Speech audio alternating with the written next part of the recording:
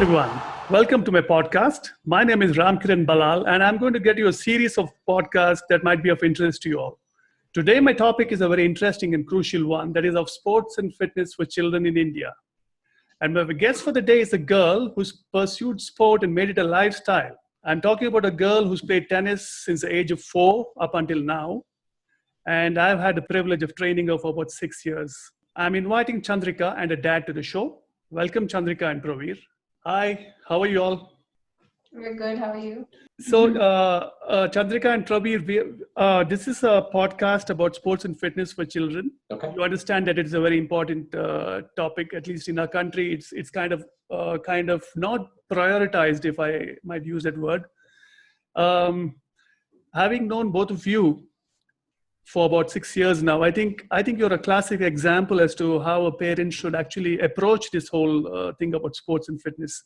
You've been a fantastic example, Praveer, coming from such a magnificent background, coming from IIT Roorkee, IIM Bangalore. You're talking about the top academic institutions in the country. Yeah. And you could have always chosen to just put your child in, full on into going in an academic oriented direction, but you chose to put both your children actually into sport, and it's something very very inspiring. So I thought I can probably invite you all to the show today and then get some insights into this whole thing. So I think we'll start with Chandrika first. If you can just tell us how did this whole thing get started, and how's it looking now? Yeah, so when I was like 3.5, 4, my dad, he introduced me to the sport. Mm-hmm. And we started actually playing over weekends or whenever he was free. Right. And then after a while, my dad was like, okay, why don't we try coaching classes in the apartment? And my mom was also all for it. So I remember like when I went to the coach in the apartment, he said, you're too young right now because like your muscles and stuff wouldn't have developed yet. You were like so wait for hardly a while. 4, I guess, at that time. Yeah. And Yeah. then after a while, like a few months, he's like, okay, fine, now you can come and play. So that's how it started. Awesome. Praveer, what's your take on it? What were you thinking when you took your child at 4 years, when she was 4 years Yeah. old? Were you thinking she's going to be Martina Hingis or Steffi Graf someday? And was that your... Yeah, Ram, firstly, hey, thanks for getting us on the show. Thank you. No, I think, I wasn't, the background is that I used to play tennis myself in school as well as in college when I was in Roorkee. I was part of the tennis team, the college tennis team. So, I sort of knew the sport well. And for me, the initiation wasn't anything more complicated than, saying, okay, I'll have a partner to play with once she's slightly older. So that was the foresight. And the net of it to death started from, nothing more than that. Wow, awesome. That's really great to know because, I've been training children for about 7, 8 years now. And I see a lot of times parents come with a kind of an agenda every time, either they're quite disinterested in this whole thing, or they come with the, when they put the child into any sport or in any kind of a fitness program, there's a goal which is already there straight up in it. They that kind of kills the what do you call the fun element out of it for the child, isn't it? So that's great, really awesome. True. So Chandrika, how difficult was it to pursue sport, considering that your dad and I believe a lot of members in your family come from fantastic academic backgrounds? Was there some kind of pressure on you? But I hear you're a great student as well. Yeah, but actually it wasn't hard at all because both my parents were very supportive of me pursuing the sport. And as well as the rest of my family, like my grandparents and my uncles, my aunts, all of them. So I didn't really have a problem with coping on the academic side of everything. And even I think my school was very supportive. Like they were very flexible with me, coming in late for like 1 or 2 classes because I had training in the morning. Whenever I missed any classes, like due to tournaments or training or anything, they would always be very helpful in, helping me cover up and getting me up to speed. And with subjects like physics and maths and chemistry, my dad helped me quite a bit. So yeah. Yeah, that shouldn't have been difficult for him. All right. So, okay. What do you think is the role of fitness in sport? You played sport for 10 years now, right? 10, a little more than that. Is fitness an important aspect of sport, or do you think it's just a skill-based sport? When you come talking about tennis, especially, you pursue tennis for a long time now. Yeah, I think fitness is a very important aspect of the sport because, yeah, obviously there is an amount of skill that is involved in playing any kind of sport. But as you get older, you realize that everyone can hit like a backhand. They have a certain skill set that they can build upon. The international circuit is we couldn't hit like certain strokes. I mean, yeah, that's always there. Like, you're good at a certain stroke, you're bad at a certain stroke.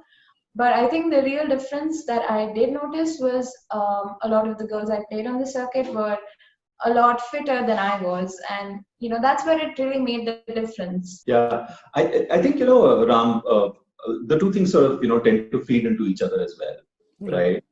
Um, just to be sort of very honest about the whole thing. I mean, as you pointed out, I come from a background where my parents were both working in a school. And after that, my background as well was slightly more tilted to the academic side, even though I used to play, right? So actually I came from a school where my parents used to work in a boarding institution, so fitness and sports that were a part of it. So that was what you call born athlete, right? But over a period of time, as they have continued to pursue the sport and have built more physical and mental strength, the physicality also improves, right? So I remember Chandrika earlier when she used to participate in school sports and stuff like that, right? Time she reached her 8, 9, 10, she was actually doing quite well, right? So they sort of play along with each other, right? Right. I remember. I mean, I think when she first came to me, she was 10 or 11 at that point. But there was a phase, I think, when she was 12 or 13, when she started really getting stronger and a lot more agile and faster, right? Yeah, I think that was the time when she really developed in terms of her strength and speed and stuff like that. Yeah, and that was one of the reasons why we came to you, right? Because even whenever I have played sports, right? I mean, I've seen, some of my friends who've been, sort of receive professional training in the area of tennis. And then others who pretty much picked up the game on their own, but the physicality after a while, can overpower the skills. So both things are very, very important. Right. Yeah, Chandrika, coming back to that the aspect, you've traveled a bit in the last few years. You went to Singapore, Thailand, Sri Lanka, and you played a lot of international players. I remember you saying nowadays the Chinese girls are really tall, and how did you cope with it? What was the experience there? If you can tell me a little bit of that. When going from India, then suddenly you're going abroad and playing all the players from other countries. Yeah, so obviously at first it was quite overwhelming for me. I remember the first match that I'd gone out of India was for actually an ATF, which was basically at the Asian level, that took place in Sri Lanka. So, I mean, since Sri Lanka was like, close to India, I did see a lot of familiar faces there. So, but yeah, there were a lot of other kinds of people, from neighboring Asian countries who were there. So I think it was, like I said, overwhelming for me, but I kind of got used to it there. I mean, it wasn't tough. And I think when I started actually playing the international circuits, that's when I felt like, okay, there are a lot of people out there pursuing the sport who are of my age, who are, better than I am. Especially like in Asia, in all of Asia, probably the Chinese are the best at the sport. Like they're physically fit. They have like an amazing skill set. So yeah, I mean, you do get intimidated sometimes when you're going and playing them, and you see like, okay, you're like, say, average Indian height, which is like 5'2", 5'3", and they're all like 5'7", 5'8" plus. So yeah, initially it was pretty intimidating. But after a while, you start playing, you start getting used to it. So yeah. Did that make you more determined, or were you demotivated with that? I think it actually helped me become better because I knew like, okay, there's no running away from this. Yes. There are people like this who are out there, and I just have to work hard if I want to be there. Yes. Absolutely. Fantastic, Chandrika. I know you. I know how you've come over the last so many years. It's really good to see you come through this whole stage and see you wherever you're going to be now in the next few years. You were, I'm just going on your, you are the number 28, was it? Number under 18, you are number 28 in the country. Under 16, you are number 30. Under 12, you're number 17. Number 1 in Karnataka in under 18 category. Number 2 in the under 14, under 12. You've always been in that, the top 30, if I might say so, for the last 4 or 5 years in the state level and the national level. How important are these rankings for you? I mean, is there a big difference between, say, number 1 to number 20, or is it just a matter of a little bit of, pushing yourself a little extra or having a little bit of better fitness? Or is it just about a lot of skill level, or the difference between these is minimal, but sometimes the rankings may not reflect the actual caliber of a player? Yeah, I mean, so obviously the top 5-10 players in India are the best from our country. But yeah, a lot of times the rankings don't really reflect as to what kind of a player the person is. Yes. And I've noticed that in several of the matches I've played. Obviously, yeah, like top 5 are the best, and top 3 are probably, Yes, the already. cream of them. Yeah. If you see the ranking in India versus their ranking internationally, also you can see that, say the top 5 players of India, like already in the sub 500 Yes. ranking range of the world. Mm-hmm. But I don't think rankings do actually matter because, a lot of the times players play in different countries, they're able to get points and, but improve their ranking. But, I mean, see, it's always a high ranked player, usually most of the time is better than you are, and it's obviously because of the experience they've got up there. And I'm not saying that every guy who's in a girl who's in the top 10 is not reflective of their ranking. Yes. But it is obviously a lot to do with the experience and with the amount of matches and tournaments that they've played. Yes. And I think your national ranking really doesn't hold much when you go and play the international circuit, because there you realize that the same people who are like, say, top 5, top 10 are also finding it difficult to play international players. So Yes. I agree with you. I just what came to my mind was I think reading Andre Agassi's biography. He talks about meeting Pete Sampras when he was an under 15 player, and he and his coach thought he's a kind of a useless player at that point. And 4 or 5 years down the line, he sees Pete Sampras is there in the top and is walloping all the players around. Yeah. That's a true story. Yeah, it makes sense what you said.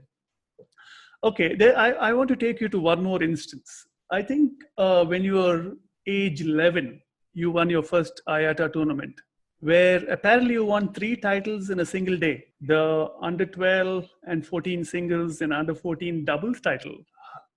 How did it feel that day? Tell me a little bit of what went through on that day. How was it, the first title that you won? Yeah, I mean, that day was pretty exciting for me. It was kind of unbelievable actually, because, you win like not 1, but 3 at a go. Yes. And I remember actually, so the girl who I was playing in the under 14 finals was the same girl who was my doubles partner. For the under 14 doubles that we played. So I think in the morning I had my under 14 match, and then I had my under 12. No, sorry. I think the girl who I was playing in the under 12 finals was my doubles partner. Yes.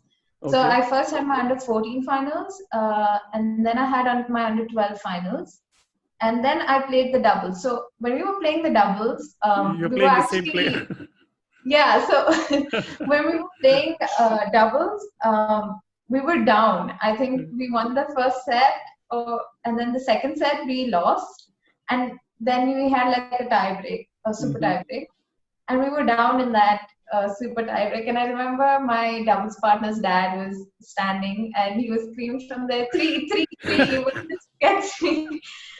So yeah, I think that sort of pushed me to to Wonderful, win the doubles. wonderful. So yeah. Awesome. Praveen, what was your reaction at that point? Were you there or Pallavi was there at that point? Yeah. Yeah, no, Pallavi was there. Mm. So usually my wife sort of accompanies her, Mm. to tournaments. Because just going back to your previous question, right? What determines ranking? A lot of it is determined by your ability to play fairly frequently, Yes. right? So you got to kind of appear for those matches. So yeah, Yeah. Pallavi used to take her round drive around Bangalore, and even outside, right? I mean, so she's done a lot of Yeah. work Yeah. with her, just to make sure that she appears. So Absolutely. yeah, I got that message through, I think through an SMS or a WhatsApp, and obviously it was, kind of a very pleasant sort of a surprise, right? I mean, so yeah, I mean, I still remember the day. So what I used to do with Chandrika was, at that point in time, we used to write these small sort of contracts, right? That if Mhm. you do this by so much, this is what you will get. So it was one of those moments where she'd gotten this much by Little that. rewards. That's right. That's right. Brilliant. Very awesome. I know I've seen Pallavi, yeah, Chandrika's mom. Yeah, literally, I think she probably puts in a lot, isn't it, in terms of the time that she invests. So I think she used to go pick her up from school, take her to the academy, bring her for Yeah. fitness. Then this was an everyday routine. It must have been pretty Yeah. tough for you as a family as well. Yeah. No, I think all around, right? So it requires a little bit of working through. It requires a little bit of planning, right? So for example, like you said, my wife, and she's a homemaker, and so a lot of that was also possible because of that. But Yes. I know of parents where both parents are working, or I even know of kids who are single mother parents, right? And they've been able to kind of accommodate and adjust that out equally well as well, right? I mean, in fact, some of our colleagues fall into that category and have done actually equally well as well. So that there are good examples of these. But yeah, I Yes. mean, a lot of credit to her mom. She used to pick her up from school almost every day, take her either to fitness classes or tennis classes, travel with her fairly frequently, both within the country and then at times outside as well, Yes. and to places where we've never been. For example, Taiwan and Vietnam and God knows where else, right? Yes. So these are places where we'd never been before, right? Yes. So those are things. And then what it also required is things like, for example, having either of my parents or my in-laws here with us, right? Yeah. Yeah. Uh, At home. because I have a younger daughter who's Correct. like Correct. 4.5 years younger. And Yes. so, if one of them is traveling, then there's got to be somebody at home when she comes back from school. Yeah, coming to your younger daughter, you have I know you and she used to come to our fitness class initially, and now she plays tennis. Did she develop a liking for it, or you just thought you took the same path as you did with Chandrika? Just said, okay, let's just put her into it. Let's explore how she copes with it. Yeah, I think for the younger kid, it's a lot easier because they tend to sort of more look upon the elder one and then take the path that the elder one has started. So Yes. the other thing is the planning etc. is a lot easier because you've done it once, right? So yeah, she also plays the sport. Uh, she also kind of does similar things that Chandrika has done. Yes. Yes. So Chandrika, how are you treated at school? Are you a star there, or are you just another normal student? Yeah, they were like very supportive of the whole tennis thing. And I mean, yeah, a lot of my friends knew I was playing the sport. I was doing well. Every time I had won anything, they would have like this achievement sport in my school, so they used to put it up over there. So yeah, my school had actually created a really good environment for me there, and yeah, it was always great. So I think the fact that you're a good student, you're getting your marks in the 90s and 80s should also help. I think school is like, yeah, she's studying well, so why not? Now, how do you do that now? Tell me a little about that. How is that you manage to? Is it that you can just study a little bit and you just have the memory to retain information, or is it that you assign that time for studying? You assign how do you manage your time? Tell us a little bit about that. Yeah, so I mean, I always have like a basic schedule. Like, so if there's a tournament or something, then I'll be training in the morning as well.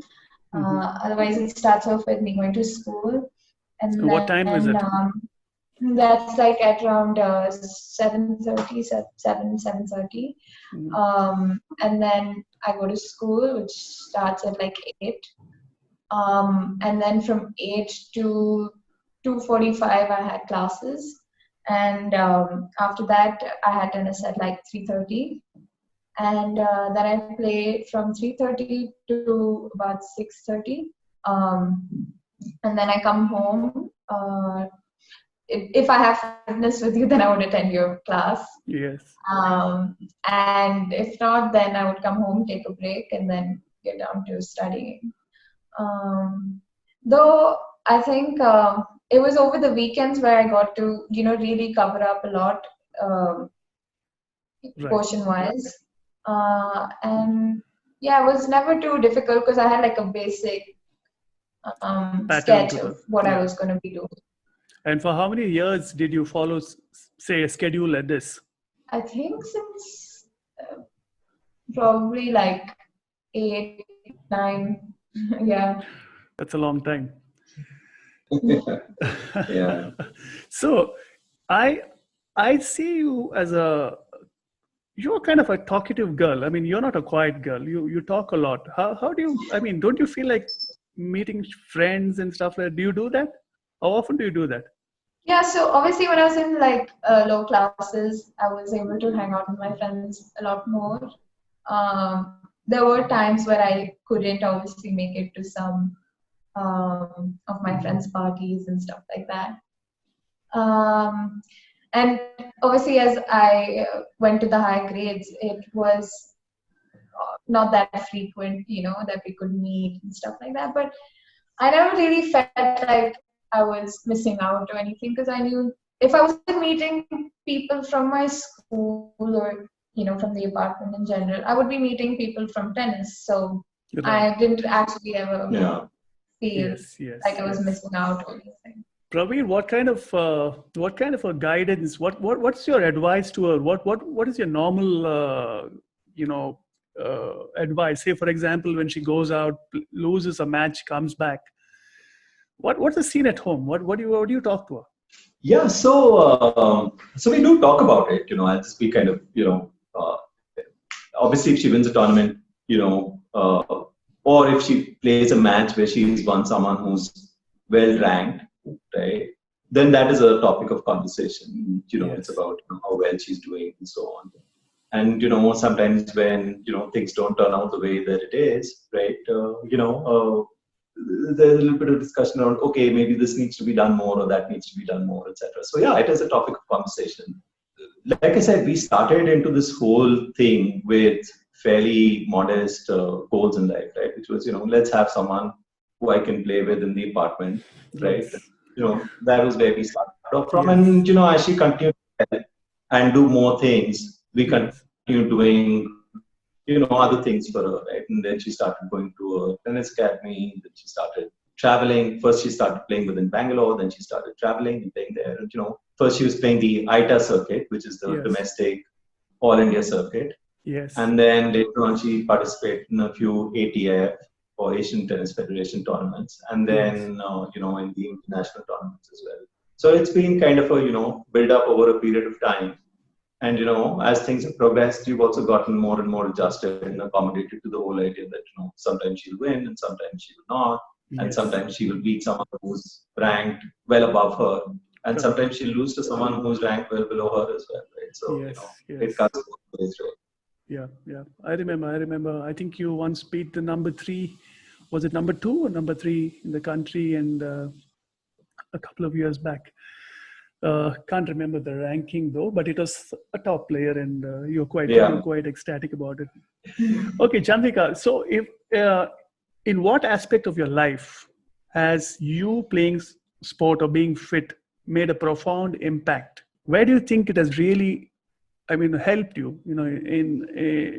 If you can talk a little bit about that. If there's one area, where you feel that this is because I've kept myself, fit, and I've played sport for such a long time, I can cope with a situation like this. What would that be? Yeah, I mean, the whole aspect about me handling pressure and stress during a match would like really help me in my studies as well, because I knew, okay, I Yes. have so many chapters, I need to finish it by Yes. this time. So I think that's where it did really help. Um, and obviously with me just following a very tight, I mean not tight, but following a very structured sort of routine. Um, kind of didn't really, I don't think there was anything that came that I didn't learn from whether it was tennis or me being fit. I mean, I feel like you know everything I did teach me something new. So whether it was following a schedule, it sort of helped me with, well, just the whole aspect of doing several multitasking.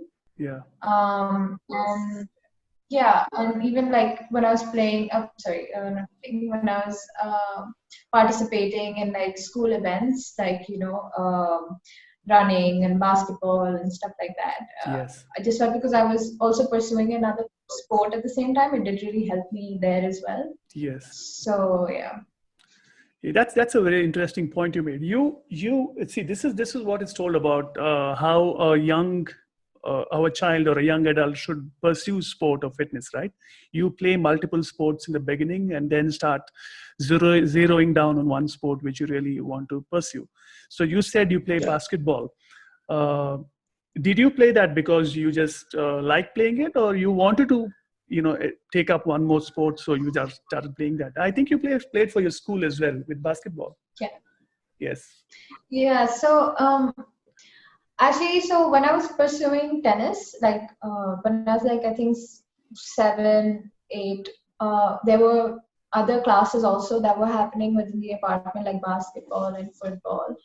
And my mom said, okay, why don't I put you for like a basketball class? Because that'll only help you, because when you're playing another sport, right, along with your main Yes. sport, Yes. you do pick up stuff from the The other sport that one. you're doing in the Yes. style. Yes. Yeah. There are So crossovers. yeah. Yeah. So I think that really did help. And then when I went to school, in 5th grade, we had like team selection for like basketball. Mhm. And I mean, because I was already playing tennis and I really enjoyed it. And, there was that feeling you get when you win. And I just wanted that, in another sport as well. So I decided to play basketball for the team, and I tried out and I got selected. So yeah, I mean, basketball wasn't something that I was doing because I wanted to, become the best at the sport or something like that. But it was just because I enjoyed playing basketball. Absolutely. A couple of questions for you. Do you think children can actually excel in studies and also play sport? I mean, you have done it. You are an example, I know. But do you think children, for example, a lot of parents have this thing that, oh, they don't have time for sport and whatever. What's your take on that? I mean, do you think that children can do that? Is it a possibility, or are you an exception? No, I think it is very possible for anyone, any child to take up sport and pursue academics at the same time.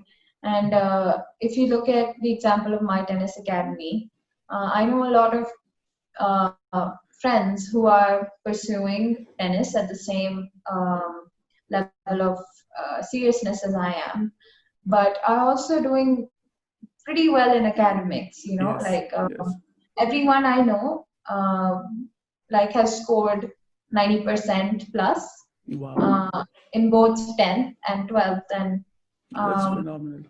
yeah, and same for me. And even India number one, there was this girl who I know. Mhm. She scored, I think, she was in the CBSE board, and she scored like 95%, and in her 12th, and now she is at an Ivy League college in the US. Oh, So wonderful. Yeah, I think this whole, I think this whole thing is a huge fast. bugbear that a Yes. lot of people have, right? Yes. If you get into or if you do sports at a certain level, then the necessary compromise that you have to make is with academics. You obviously have to balance things out, right? Yes. So, you can't be hanging around with friends as much as, perhaps other kids would. Yes. But Yes. I think some of these trade-offs are fairly straightforward and easy, right? Yes. Yes. Uh, and to be honest, uh, the children that I've seen, who she plays with or now she spends time with, who are Yeah. from, a background which is similar to hers, right? Yes. I would actually think that the percentage of students who are doing extremely well theoretically Yeah. is probably higher than, if you were to take a normal slice of students, right? I Yes. mean, I Yes. don't know anybody who's part of the group that she plays with or hangs out with who's an average student. These are all well above average Pretty. students. Yeah. Yeah. Yeah, and competitive both in sports as well as in academics. So I think the trade-off is really not as strong, right? Yes. Obviously, like I said, you have to figure out what is the right balance for each one of you. Yeah. You have to Absolutely. kind of balance things out. No doubt about that. Yeah. Yeah. That's really wonderful coming from a parent who's got a child who's played sport at a certain level and saying that you can do both together. It means a lot. What would be a one advice to children, Chandrika? Younger children who are trying to play sport, who are probably, thinking two ways: should I, shouldn't I? What's the message that you'd have? I think if you're pursuing a sport, do it well. At the same time, don't give up on your academics, because it's always good to have a backup plan, just in case, like, say you get injured or Yes. something happens, which it hopefully shouldn't, but Yeah. uh, Yeah. don't give up on academics, and just kind of come up with a very basic and just a basic schedule which you can follow, which is doable, so that Yes. you don't really have to give up on either. Correct. And once you become, like, see how it goes and see where it goes, and then pick one in the future. And Praveer, what do you think? As a parent, what is something that strikes you and says that it makes you say something? There must be something which you would want to say, because look, there's no doubt that there is enough talent in a country. There are kids pursuing sport, and we have a Yeah, huge young population, but it's yeah, I mean you yeah. don't need to be a specialist to understand that we need to do more in terms of children getting more active and start playing sport or getting fit or whatever it is. So uh, first, before that, I'd like to ask you, Yeah. how important is it for a parent to keep themselves active and fit? Is that an important area, or you think parents can just be inactive and the child will pursue sport? Does it make a difference? No, I think there's some amount of reward effect that happens, to be honest, right? Mm. So obviously, I mean, children take off a little bit off from their parents, right? Yes. Some aspect of that creeps into their personality naturally, right? Yeah. So yeah, so if a parent is fit and sort of more inclined towards helping his child out, Yes. with the physical aspects of her life, him or her also being involved in that as a personal routine himself or herself, right? It's easier for the kid to sort of emulate that as well. Right? So yeah, I mean, I think so. Yeah, and so like I was asking, any message for parents whose children are playing sport or would like to put their children into sport? What would be a one message to them? I think the first one is, which is very important, and I'll just reiterate that. I know we covered that a moment ago, but still, right? I just want everyone to sort of, and myself also, to be convinced about the fact that, some of this thing that there's a trade-off is like I said, it's a misnomer. It is not there, right? You can pick up both things and be reasonably good in both, right? Yes. Yeah. And, from an ability to be able to get through into areas of work which are important for you as an individual, that is good enough, right? Yeah. So that's one, right? And then the second one is, what you want to get out of sports, or what you want to get out of, this entire way of living, right? What's the immediate return on investment that somebody can get out of this time and effort that somebody's spending into this particular area, right? And I think that is perhaps not the right way to look at it, right? Yes. And it's important to have goals in life, right? It's important to have goals with academics, yes. Right? And obviously those goals will change as you pursue academics. So depending on who you are, right. After a certain stage, you realize my goal in academics is to at least do this, right? Depending on how things work out for you. Likewise in sports, right? It's very important to have goals as well, right? Yes. Yes. But you should not be agenda dominated. Yes. Yes. Right. So I just want to kind of create a difference between those two aspects. Have goals. Make sure you are iterating and building upon those as you go ahead in life. Yeah. But don't start with an agenda. I'm getting here, so ye to karna hi hai. This is what I have to get out of it. Absolutely. Otherwise, it's just not been worth it. Because otherwise, that can lead to some amount of disillusion. Right. Yes. So, yes. So be goal focused, but don't be agenda dominated. Right. So those are two things. Right. Awesome. Brilliant. Very well spoken. Thank you.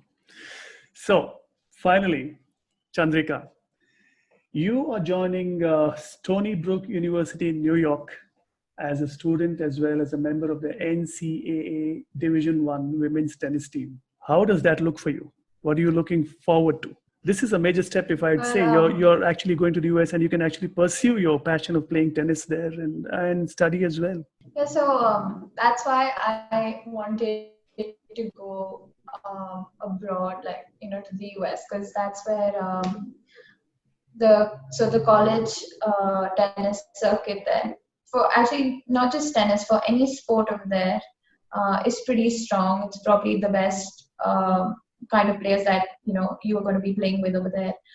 And since I've never really played that circuit, I've never really played in countries like the US or any of the European countries, I feel like me playing over there would give me a chance to compete with girls of my age and who are from that sort of base and category. It'll just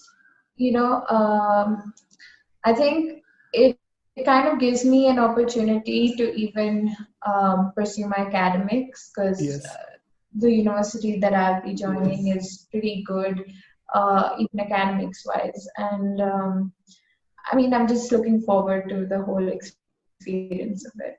So. I'm sure it's definitely going to be a step ahead for you, and I'm pretty sure you'll get where you want to reach, and wishing you all the best on that. Thank you. So Chandrika and Praveer, I think we can talk on and on and on in this, and this is a conversation which we can just go on. Sure. But it's been a great conversation. It's a fantastic conversation, and thank you so much. Thank you so much for dropping by and attending my show and speaking your heart out today. It has been such a pleasure. Thank you. Thank you for having us. Thank you, and all the best. Stay safe. Thank you so much. See you soon.